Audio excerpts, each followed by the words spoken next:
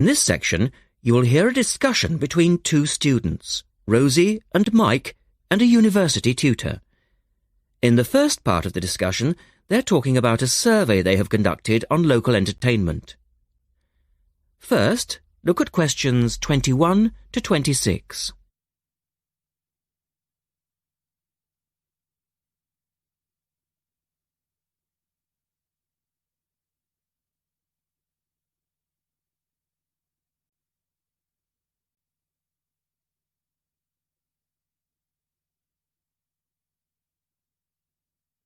Now listen to the first part of the discussion and answer questions 21 to 26.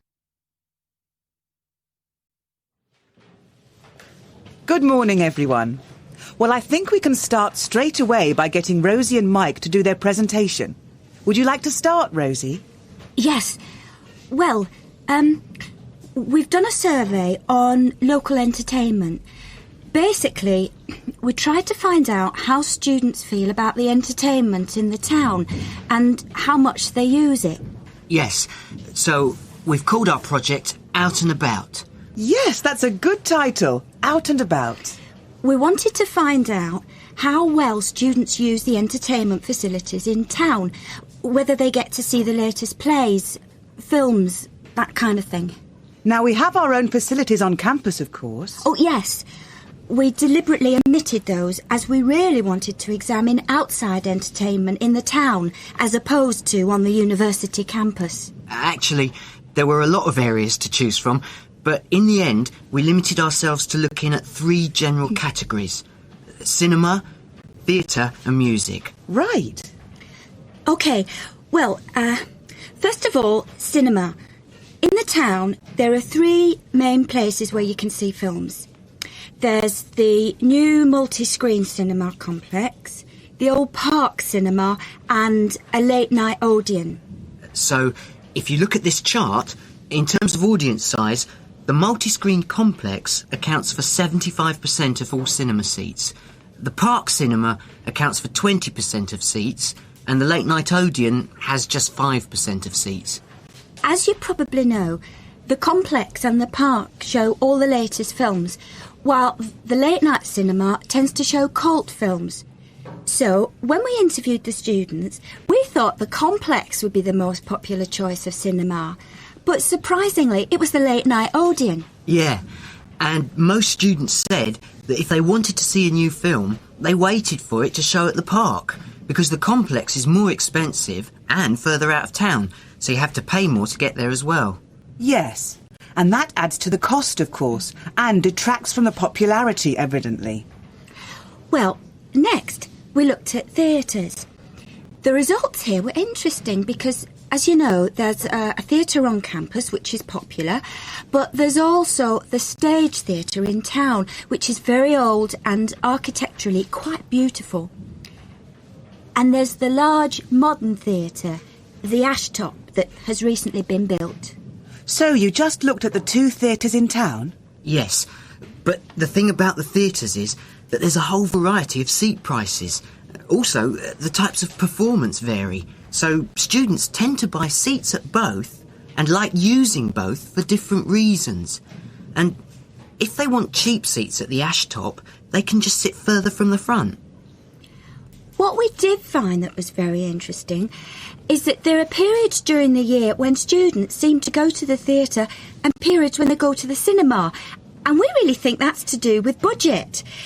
If you look at this graph, you can see that there's a peak around November, December when they go to the theatre more, and then a period in April, May when neither is particularly popular. And then theatre viewing seems to trail off virtually, while the cinema becomes quite popular in June, July. I think you're probably right about your conclusions. In the second part of the discussion, Rosie and Mike talk about different music clubs. Look at questions 27 to 30 first.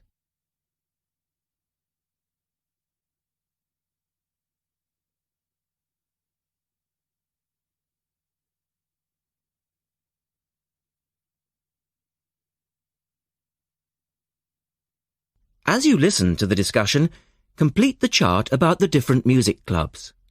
Some answers have been done for you. Listen carefully and answer questions 27 to 30. Well, lastly, we looked at music, and this time we were really investigating the sort of small music clubs that offer things like folk or specialise in local bands. So not musicals as such? That's right. We looked at 3 small music venues and we examined the quality of the entertainment and the venue and gave a ranking for these. A cross, meaning that the quality was poor, a tick, meaning it was okay, and 2 ticks for excellent. First of all, the Blues Club, which obviously specialises in blues music. This was a pretty small place and the seating was minimal, so we didn't give that a very good rating. No, we don't recommend that one, really. Then the Sansu, which plays a lot of South American music. It was a big place, very lively, good performers, so 2 ticks for that one. The Pier Hotel is a folk venue, a good place for local and up-and-coming folk artists to play. Not the best of venues, as it's in a basement and a bit dark, but the quality of the entertainment was reasonable and the lighting was very warm, so we felt it deserved an average rating. Now finally, there's the Bald Rock Cafe, which features big rock bands and is pretty popular with students, and we enjoyed ourselves there as well, so top marks for that one. And then, did you get any information from the students as to which of the clubs they preferred? That is the end of section 3. You now have half a minute to check your answers.